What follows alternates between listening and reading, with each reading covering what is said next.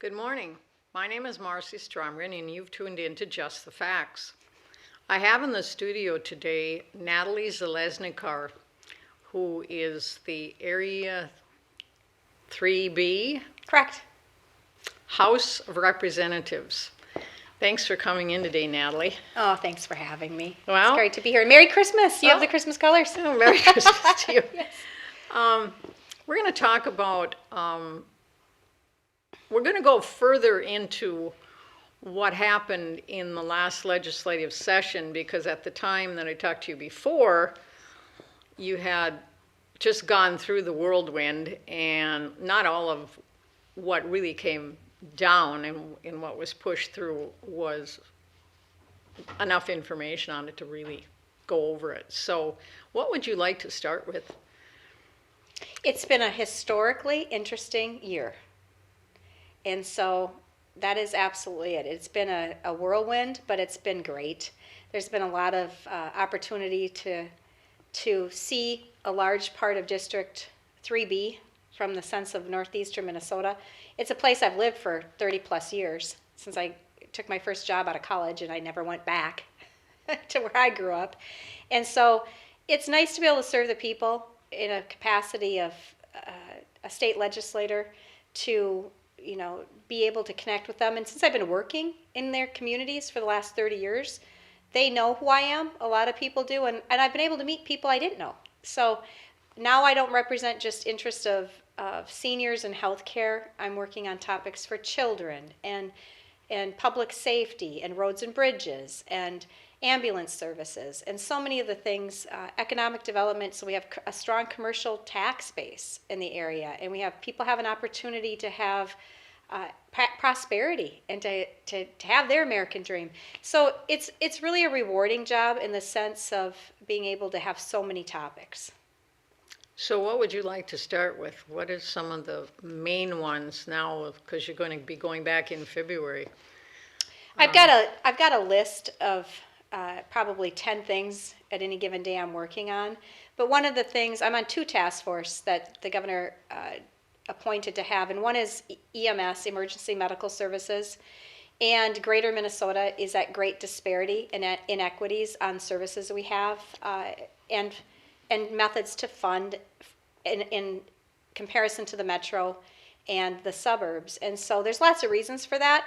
And I've lived in rural Minnesota my whole life and in greater Minnesota. So I'm happy to be on that task force, and then having healthcare background has been helpful too, to work on the non-emergency transportation needs and the emergency medical transportation needs as it affects our community. So that task force is something I'm spending a lot of time on. The other task force is aging task force. And so that task force is something that's a lane that I've been in my entire life. And so we've known that the baby boomers are aging. And so, it's not new news. It's not anything with the pandemic. It's something we've known. So it's kind of disappointing to me, having been in healthcare for 40 years, that we're in this pickle, because we knew this was going to be the case. And so we have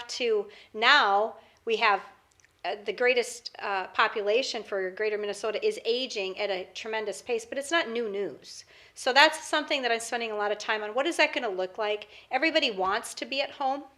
And that's the goal for everybody, to be at home till the end of their life. But sometimes it's not feasible. So we're looking at, what kind of services do we have to have in place to make sure that we have the support we need in our region, in our communities, and what can we afford to pay for as the needs of the people have changed. So those two pieces are going to be huge. And then, there's other issues of education, public safety, the economy, making sure that people have reliable energy, affordable energy. They can heat their home. It's been 20 degrees lately, but people that live up here know what it's like to have it be 20 below.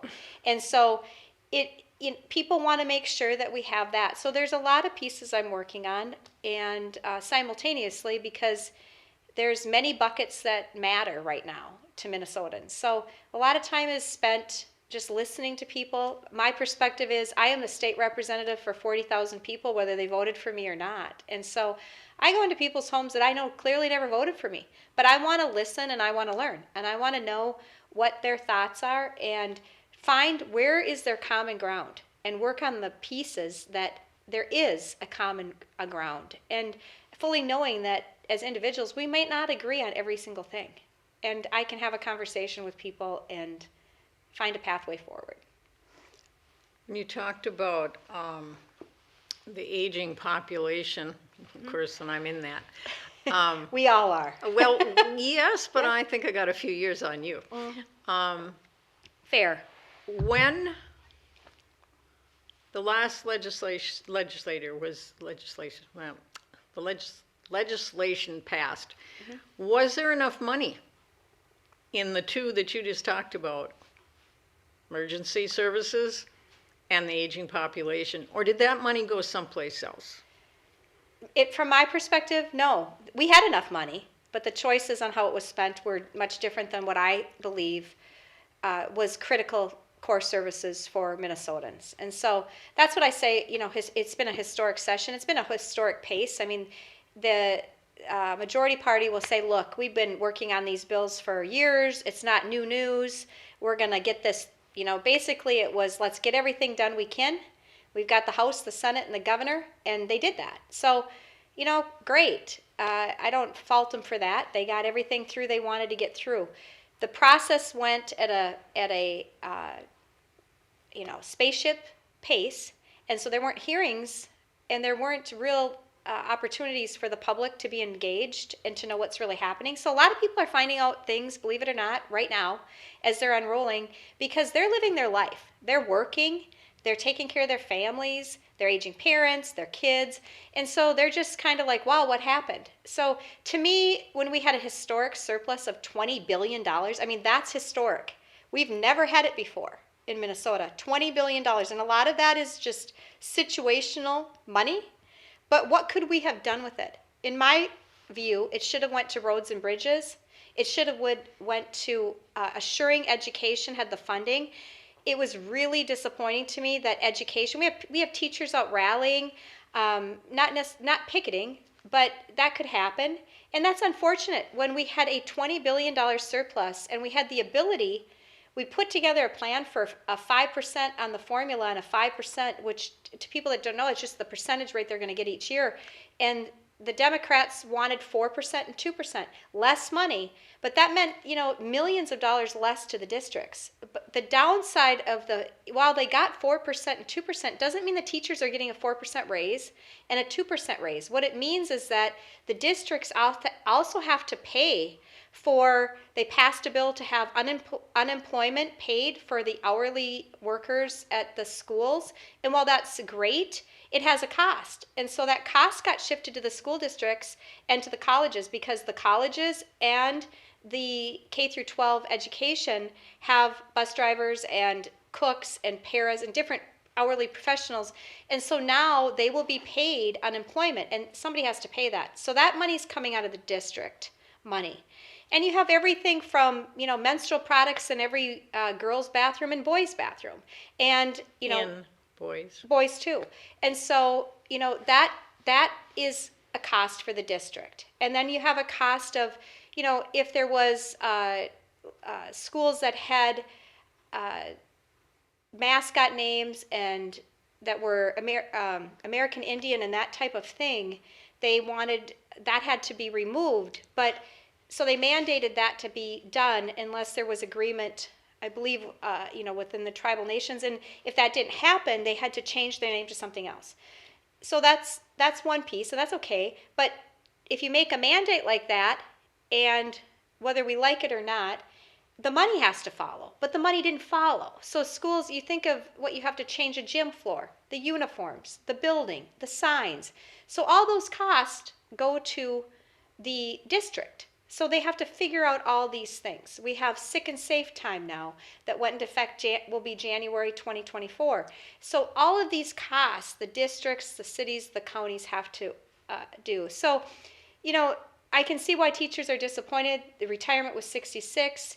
With a $20 billion surplus and a governor that's a teacher, I think they had high hopes they were going to get their retirement down, and I thought it would happen too. And so probably it should have been less than 65. We had a plan to have it down lower, but it meant making other choices on where you spend the money. If you're going to take $1,000 $1,000 and you get 300 and you get 200 and you get 200, they divvied it out to everybody, and then you got $100 left, and try to make your school district budget work. And we're going to add a bunch of mandates. And so the bottom line is mandates cost money. And if we're not going to look at, okay, does this mandate make sense? Is this a good mandate? Is this going to lend itself to better outcomes for teachers to teach in a good way? Is it going to lead for greater outcomes for kids to read? I mean, we know kids can't read. So we have 50% of the kids at reading at grade level. And that's not a Minnesota miracle. That's not going to give people a pathway to prosperity. It's going to keep them in the lowest income job, hourly job, if you can't read. Yeah. And so, to me, I thought we'd have all hands on deck for something like that, because you're employing people. Everybody cares that people can read, and you have the ability to adapt. And coming out of a pandemic, when you have 40% mental health, I thought education would be. I thought we would have behavioral health unit for children. We've got hospitals keeping kids for years, over a year. And we have nothing meaningful that happened in this last session for mental health. We have little pockets of money here, but in the sense of where we really spent the millions and billions, we created a new family medical leave program that was $1.7 billion was allocated to this. Why didn't we do that for mental health? Why didn't we do that for education? Why didn't we do that for roads and bridges? And so, to me, that's historic. It's a historic decision on where you make your choices. I think the choice should have been mental health, emergency medical services. We all need an ambulance. We have a transportation problem for northern Minnesota. We have snow and ice 6 months of the year on 2-lane roads. And we live farther apart. And that's just the way it is. That's the great state we have. And so people play up here and vacation up here, but we live here. So when you need to get to the doctor, we need to have vehicles to transport us on these type of roads in weather conditions. And so I thought money should have went that way. I thought we should have supported the police. I thought we should have built up the program, not token scholarship things, or, be able to have money to buy somebody a canoe if they join your police force. That's great, but that's just a token. I mean, that's not really reforming, building a culture of having people have the respect they need in the profession. And it's interesting to me that the core services in our government, when you look at education, public safety, healthcare, those are where people don't want to work. It used to be everybody wanted to work in those type of jobs. Government jobs, you had fantastic opportunities. You were respected as a teacher, as a police officer, as a healthcare worker. Now, people aren't feeling that way. And that's the elephant in the room. Why are people not feeling respected in their calling of what they did to go to school? And so I think we have a lot of work to do. So from my perspective, money could have been spent different. But you weren't allowed, from what I remember before, is there was no discussion. Everything was cut and dried, and they ramrodded, if I can use that terminology. Mm-hmm. They ramrodded things through. So they didn't want to hear the other side. No. So that was their opinion, what they wanted, and because they had the power, they worked against the public, not for the public. Well, and I think when people get caught off guard, a great example is the SRO issue. That went through an education bill. That should have been at public safety and the Judiciary Committee. SRO? SRO, School Resource Officers, police in schools. Okay. It's called School Resource Officers. But that's been going on for decades. And it's been going on successfully. And so there was a narrative that there was there hasn't been a negative outcome with an SRO in Minnesota. And so the resources of those SROs to have relationships with kids early on, and it is so critical for kids to have contact sources of people that they have a relationship with, and so now the schools don't have that in many of them, because the rules for the police officer outside of the school are different than when they're in, and they changed just one word in the language that changed everything for police officers. And if that was the intent to change it, then my perspective is the least we can do in a respectful forum is to allow the police force and the school districts to have a seat at the table at hearings to share what is the cause and effect of this decision for greater Minnesota, for the suburbs, and for Metro. And then have an open debate with the community, and they didn't allow that process. They changed it in conference committee, and they didn't have Republicans on the committee. And so, and a lot of times they did. They had, in conference committees, they wouldn't let Republicans be on many of the conference committees. So it was 100% Democrat. And my position is whoever the party is in control, the right thing to do is to have the other side at the table. Well, that is the purpose of having it doesn't matter yeah. if you have the votes to get through, whether you're Republican or Democrat, to run through your agenda, then so be it. But to not allow the other side to even be present to say, did you dot this I, did you cross this T, or what about this, doesn't allow for true representation of the people. And so that's the disappointing part, and I think both parties need to be better. That's something that is important to me. You have to be able to work with all people, whether you agree 100% or not. It's the respectful way to be. Well, and this is how the House and Senate used to work. There were two sides to the story. And there always is. And that's the wonderful thing, is that you should be able to have an opinion, and it doesn't have to match everyone, but there can be civil discourse. And that's been the fun thing I've been doing, is reading in the schools and teaching about the changes that we did that happened at the legislative session, for kids to understand the legislative process. And so meeting with high school students and talking about that, spent hours in the school systems to really reach them. And that's been such a joy to see the kids, because they are our future, and to see the conditions of what teachers are teaching in and how it's changed since I went to school or our own kids went to school. And what do we need to do to have the atmospheres be respectful, and to have expectations of responsibility, personal responsibility, and then, we all have rights, but we also have to have personal responsibilities. Without the other, it's a teeter-totter that's completely imbalanced. And so that applies all through our life. Well, I spoke to someone, they couldn't vote for you because they don't live in our district. Yeah. However, his wife is not only a teacher, but she's also a principal.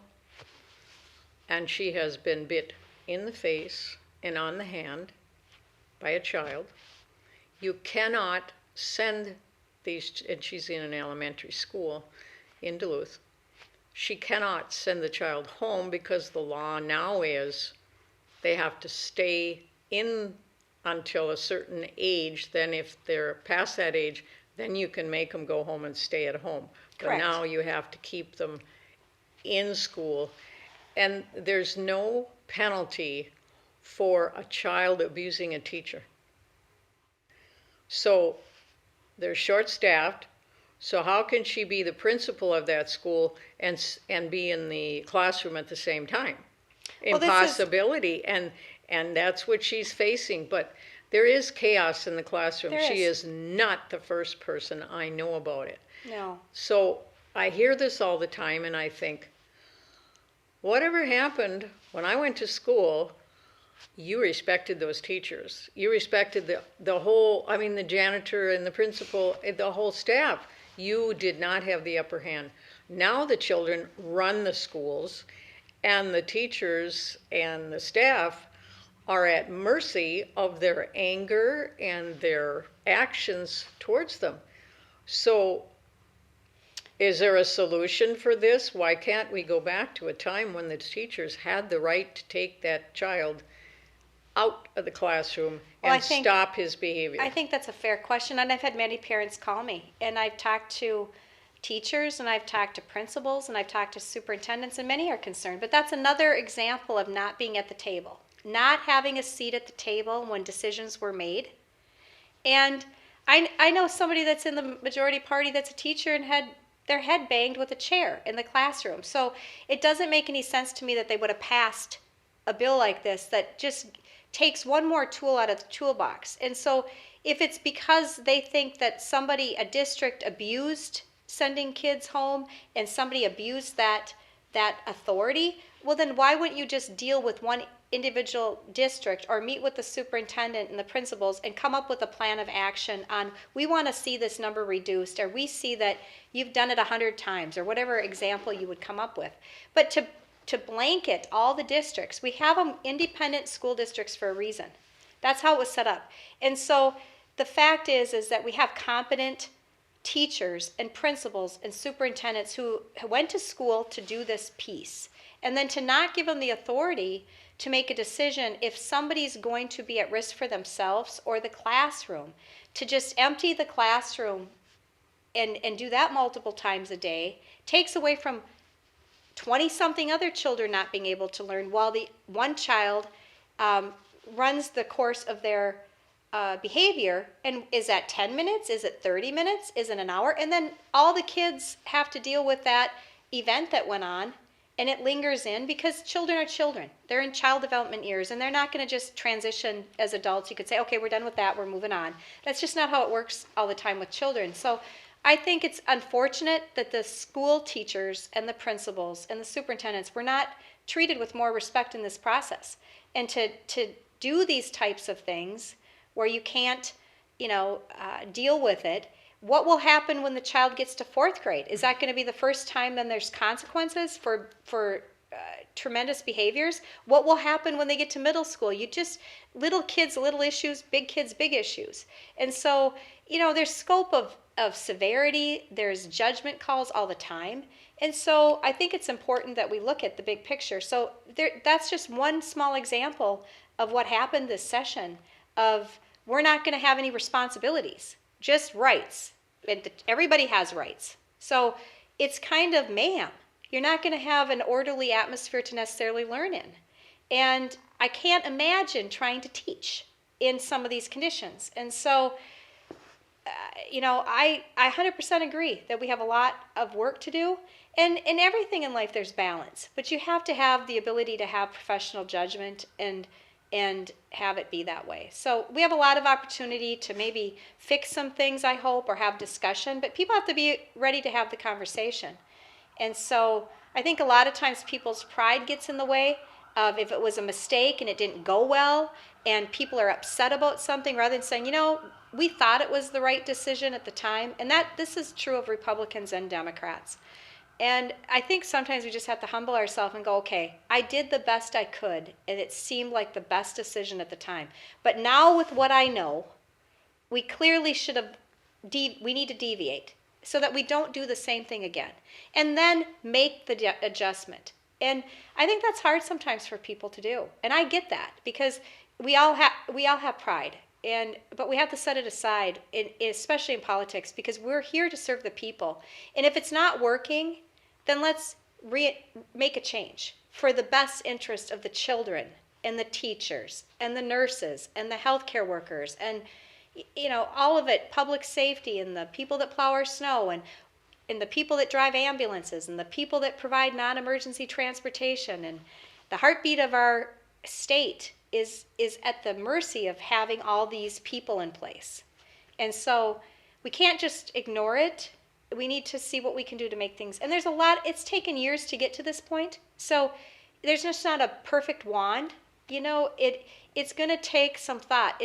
I think a lot of things in society, it slingshots one way to the far. It slingshots one way, back the other way, and then it goes back this way again, and then it goes back this way again, and then somehow people go, wait a minute, we don't like either one of those. Let's get somewhere in a middle part here. And I really believe the majority of people are there. They want what's best for people. They want to have personal control. They want to have responsibilities. They understand that there's guidelines of how we're going to coexist in society. Well, and that's just one story. Back when Art Johnston was on the school district, 709 school district, he did a survey of the teachers' salaries in Duluth compared to other parts of the state. This 709 district is some of the highest paid in a lot of districts. I think the range was higher than us. So the teachers get these very good salaries, bonuses and all that stuff, but they're facing disruption in the classroom, chaos in the classroom. Not only does that affect that teacher, it affects those students that want to learn. And my granddaughter, who is in Coon Rapids, was told to go home last year. She'll graduate now, she was 17. Go home last year from Coon Rapids High School and finish her education. Why? Because chaos in the classroom wouldn't allow her to focus and concentrate. Now, if it's my granddaughter's experiencing that, all I think these students are experiencing it. And what went on in the Capitol is a mirror of the idiocracy that's going on in the classrooms, in the schools. And so it's my opinion, what happened at the Capitol was, I want my way. It doesn't matter to me what anybody else thinks. I want my way, and I've got the control, and we're just going to ramrod these things through. And that's what happened. And it is affecting everybody. And it's not just this past year in the classroom. It's been going on for decades. Well, a classic example of that style of elitism is we've got a $700 million state office building that's going to cost taxpayers. And so why? I mean, we're there 5 months one year and 3 months the second year. Statutorily, you can only be in session for that long. The rest of the time, we go back and forth. They have per diem for that. We have housing. All those types of things are in place. We drive back and forth. We're in our districts at community events as it was intended to be. Be back with the people, serve the people, interact with the people, and we're at meetings, and then we have Zoom, and then we have task force. So why would we spend $700 million on that? Why would we do a $194 million train to Duluth and expand all those programs?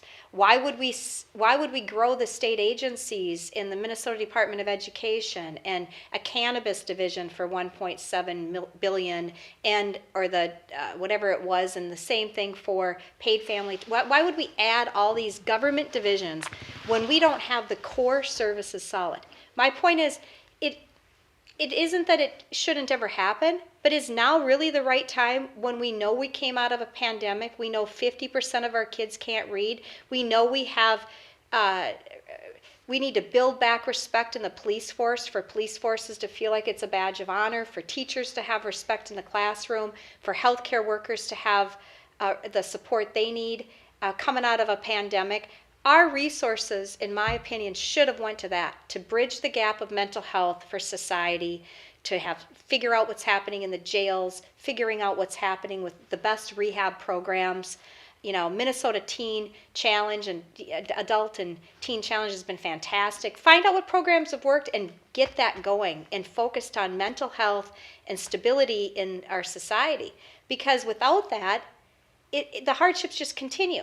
And so ambulance services, those are the things that our energy should have been on. And instead, we've spent money on a state flag and commissions, and people just are like, really? Really? Is that the number one priority? It's not what they're talking about at their table. They're trying to figure out how to have enough money after they get their paycheck and they buy their groceries and their electric bill just went up and their heating bill is probably okay right now because it's 20 degrees, but they're still paying it. And their rent went up by 30%. And their mortgages are 30% higher because the interest rates are higher. And so that doesn't even count childcare if they're in childbearing years. And so the real things that the people care about, that I hear about, isn't being talked about. And it's annoying to them, to say the least. And it annoys me because it's like, look, maybe a state flag is fine, but then bring it to the vote of the people. It's been our flag for quite a while. So if there's going to be a new flag, to just ram it through this session without having the people to be able to have a voice, 13-member commission shouldn't decide that, in my opinion. That's my opinion. And others can disagree, and that's okay. Is it really going to change my life? No. But there are costs besides just the $45,000 allocated to a flag commission. There are costs for what will it cost? I haven't seen any numbers on what is it going to cost to change the seal and install a new flag across the state agencies, the schools, the counties, and in the state government. And all the paper, all my paper documents have a seal on the top with an emblem stamp, not cheap, it's beautiful. The envelopes, everything's got that. So what is the cost to unroll this plan for the state seal and state flag redesign? That's going to cost Minnesota taxpayers at a time when my perspective is we had other priorities. When I say we, I mean the people. We, the people, had other priorities. And so there's a lot of disappointment. When you had a historic surplus, how can people not be frustrated? Teachers are like, wow, what happened? Police are like, wow, what happened? Ambulance drivers are like, wow, what happened? You know, people that are seniors are like, wow, what happened? We were all told by, regardless of party, they expected that Social Security taxes would be fully eliminated. Didn't happen. So people are just like, okay, what happened? And what happened is it all got spent. So everybody got a sucker at the candy store. And now, we already know in 2025 we're in a deficit. So I'm hearing imagine what the room's going to look like when the sucker gets taken away from everybody. It's going to be a complete mayhem situation because nobody is going to want the 100 million rollback for their program that was built up and doesn't have a viable way to be sustained now. And so it's short-sighted thinking. It's a moment of joy, but in the spirit of time, it's going to have long-term repercussions. And so, you know, the forecast, I think we're going to have a couple billion when we go into 2024, but that's just small, that's chunk change when I listen to the numbers they throw around. And so the spending is just continued at monumental ways that isn't going to lend itself to, you know, growth in our economy and growth in our commercial tax base. And so when you grow government by 40%, they're not paying the taxes. The people pay the taxes and the businesses pay the taxes. Oh, yes. And so when you have commercial tax bases that are strong and you create a state where people want to work here and create a business here and take risk here and employ hundreds of people so they can get a middle income home and they can create a life that they want, you know, then you have a tax base that doesn't all fall on the people. And so without it, it's just the only tool in the toolbox is we're going to increase your fee for your boat fee and your tab fee and your vehicle license fee. And when you get your packages from Amazon or anyone else, there's going to be a fee for that. And then there's going to be a fee for this. And it doesn't matter what sexy word you use, it's the same thing. You have less money. It's tax. You have less money. Yeah. Mandate. And so it to me can't be the only method. It cannot be the only method we do. We have to be a little bit more innovative than that. And so finding a way to do it is going to be, and Minnesotans are incredibly innovative when you unleash that talent. And so, you know, there's ways that we can do that to have responsibility and have responsible business owners and people that are business owners that are successful are usually successful because they have done that. They do take care of their people and they understand how you are a successful business owner. So I think we got a lot of opportunities in 2024. You know, the pendulum always goes to extremes, and the extremes are not where the majority of the people are. So they might squawk the loudest, but the squawker's not representing all the people, whoever's doing that. And so the majority of the people are busy working, busy raising their families, they're volunteering, they're helping out. I went to the food shelf at Second Harvest just yesterday, saw the people volunteering. It was fantastic. It's like, that is greater Minnesota. That is Minnesota. Suburbs, metro, Minnesotans have always been that type of person. But the reality is volunteering is going down. And so now it's paid positions that we're looking at for some of the things that were volunteer. And so part of that isn't just because people just don't want to volunteer. Things cost more today. So if your rent went up 30%, you got to work a second job. I can't volunteer. Whether I was volunteering at Salvation Army or Rotary or Kiwanis, anything you were doing, or in the schools, you might have a second job now because you can't pay your bills. And so that makes sense to me. And so people just, are doing what they can do. And my role as a state representative is to try to make things better and to try to just have opportunities to work bipartisan with people. And there are people, I've created some relationship with Democrats that I visit with and try to find ways we can be collaborative together. Working now with some on childcare, and there's been initiatives. Senator Hochschild has an initiative on a great start, and they want 7% of our child care to be paid with people's incomes, and that's been talked about since like 2021, and it's been an idea, but at the end of the day, it's what is in the detail. How are we going to pay for this?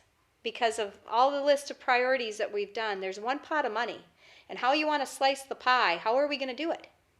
And on childcare, it's just as important to talk about what are the mandates. In 30 years, we have stacked the mandates up like this. And so childcare providers are really strapped on how to deliver care creatively. And we've taken away a lot of the judgment and just expertise that people did. Our kids went to centers and they had family childcare 30 years ago, and they had great programs. So I think government often just writes a mandate. If there's any negative outcome, everybody gets lumped in the same thing, whether it's education with teachers or childcare is the same thing, and healthcare, it's just a blanket brush. And sometimes that has long-term repercussions for everybody. Most of the time it has long time. And we all want to protect. I don't want a negative outcome happening to a child or an adult or a senior. I mean, the fundamental thing of why we all serve is to take care of people. But when you're people taking care of people, you have to make judgment calls every day. And so to not be able to do that is a bigger risk for our society too, because people then don't have the ability to make a difference every day. And so their ability to have a rewarding career is changed, because if they're not being able to be a professional that you went to school to be in and have the ability to have that scope, it's demeaning. It's demeaning for police, it's demeaning for teachers, it's demeaning for healthcare workers, and that's not the atmosphere that creates great outcomes. So I look forward to having the ability to try to help, on creating the culture. There's a culture that needs to happen, whether you're in government or you're in private business, and there's great cultures to work in, and then there's ones that aren't. And we got to make great cultures for people to work in. We are starting to hear about the problem of illegal aliens there was an incident, I believe it was in Bemidji. A young girl was Yes. in a house that was many illegal aliens, and of course she was molested. I have a friend that does a lot into the up by the end of the Gunflint Trail. And this summer, they stayed at a particular resort, and the owners told them about this boatload of women with a guy controlling the motor, and they had their luggage. And they got off on this private dock, and the owners said, "What are you doing?" "Well, we're dismounting this boat."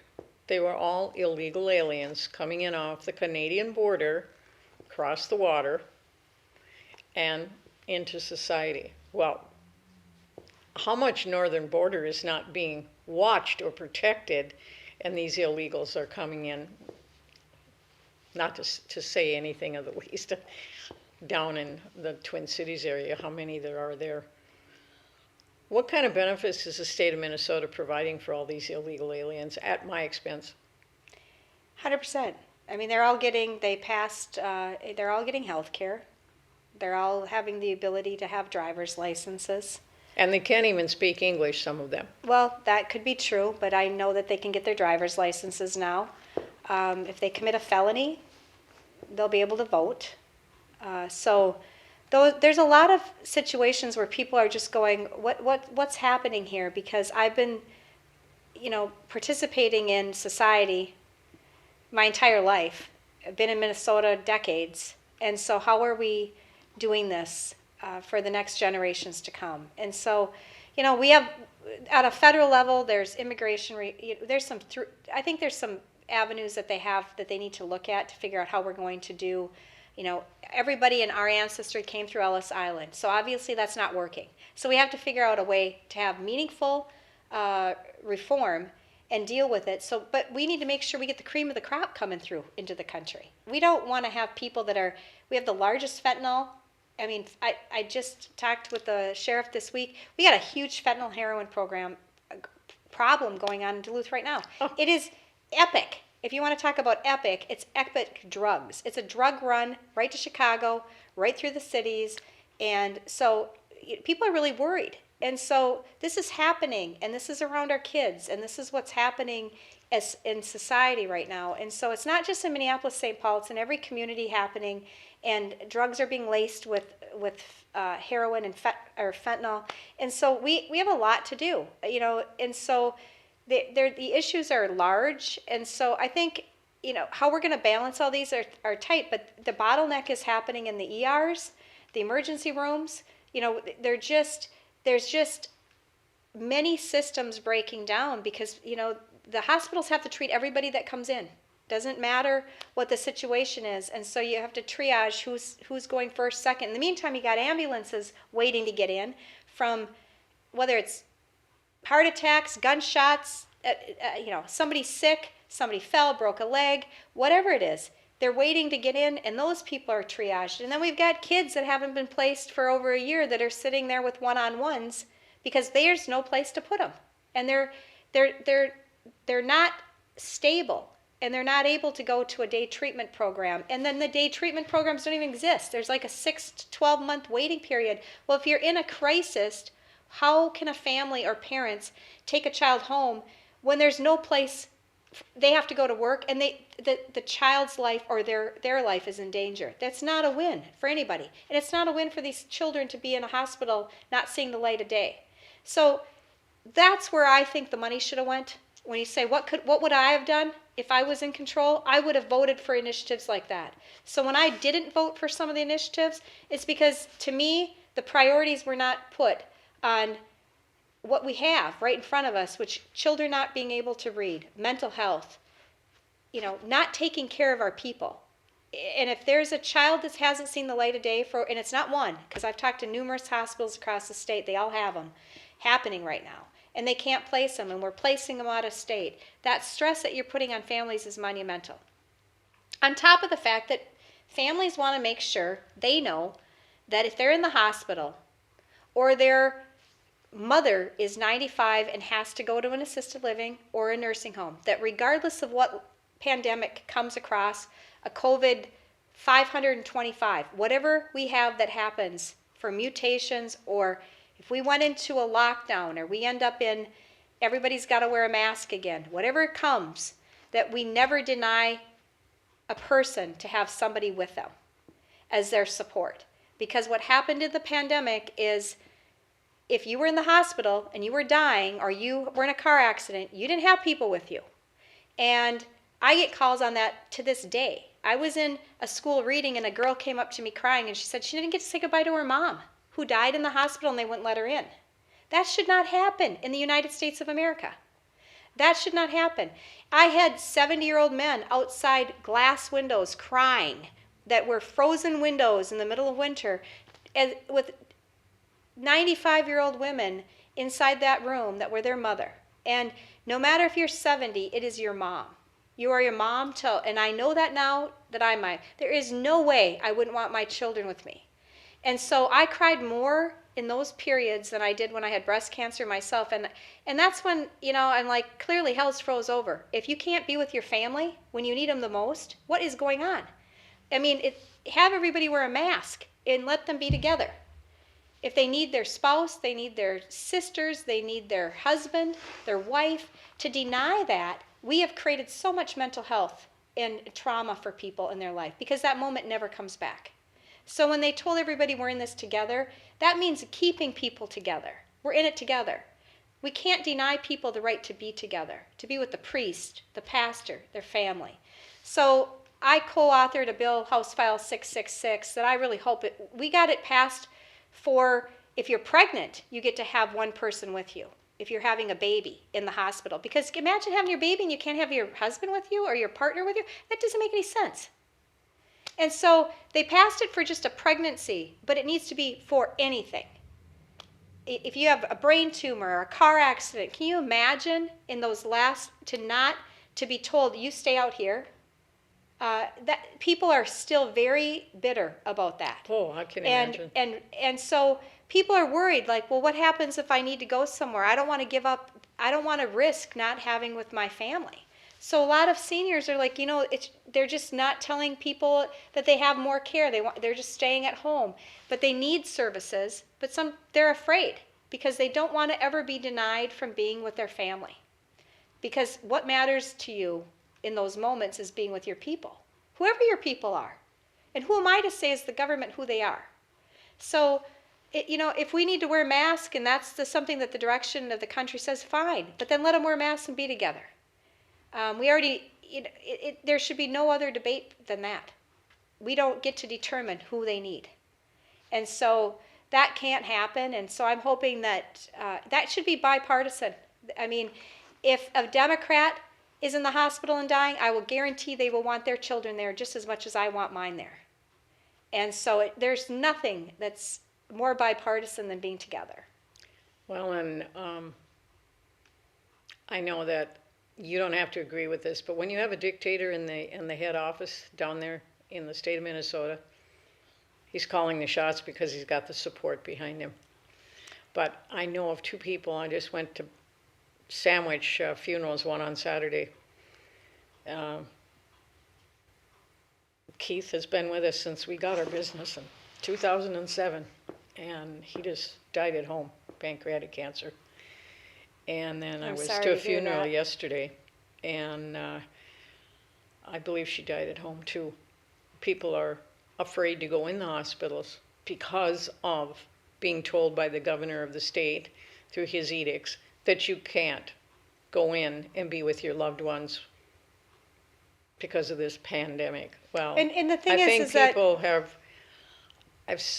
have seen now some of the impact that he has had, which is, I would say, mostly negative.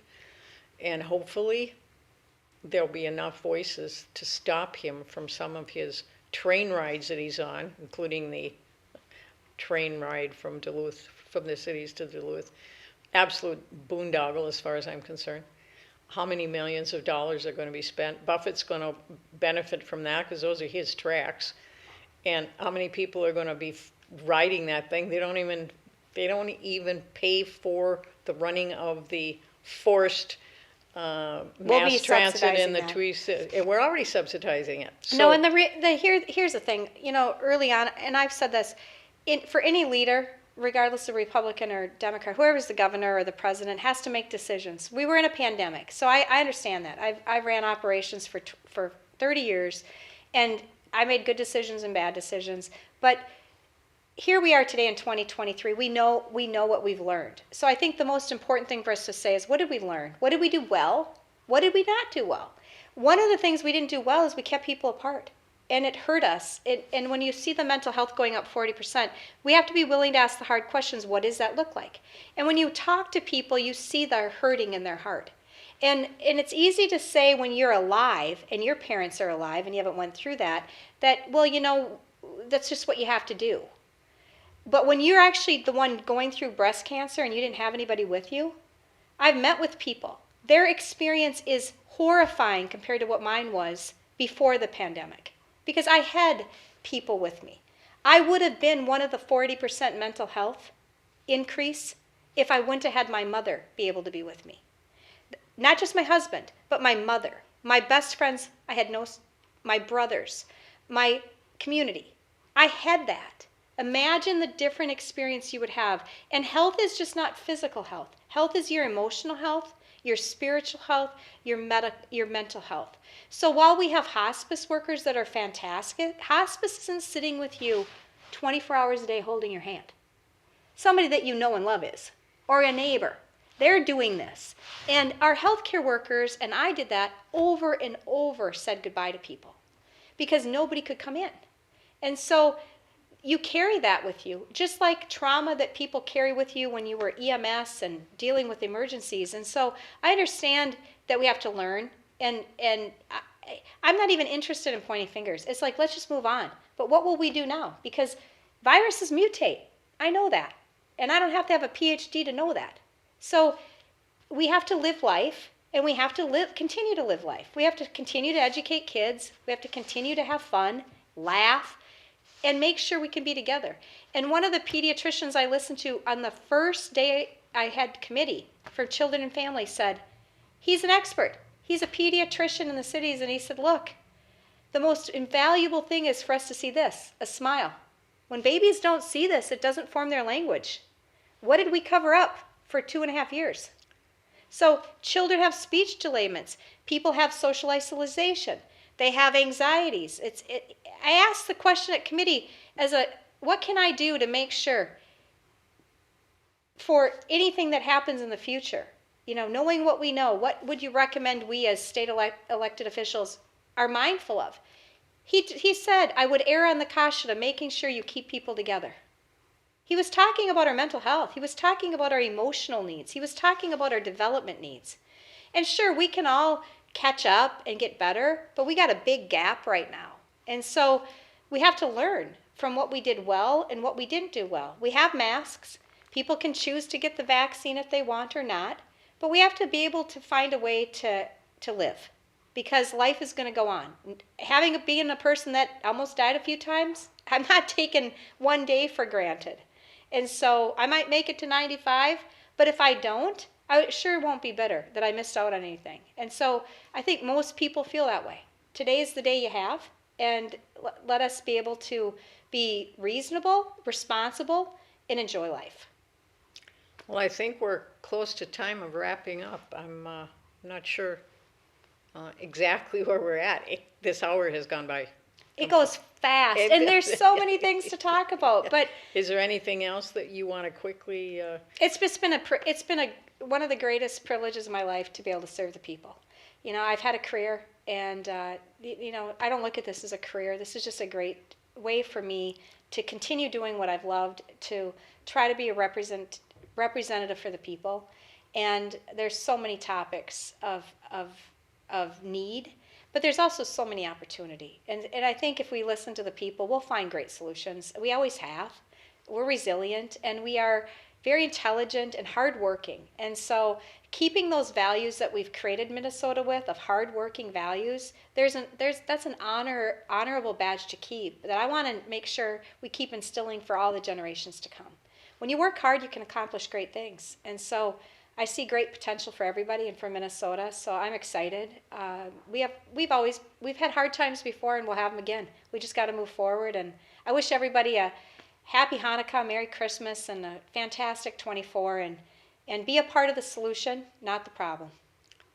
Well, I'm glad to hear that. I know you're hardworking. You're hard to get a hold of.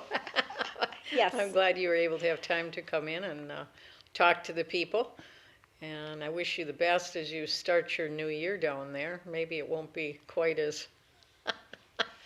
It'll be a whirlwind, but that's what I signed up for. Oh, well. And that's my nature, a whirlwind, so it's perfect. Well, I hope the whirlwind isn't too overcoming for you. It won't be.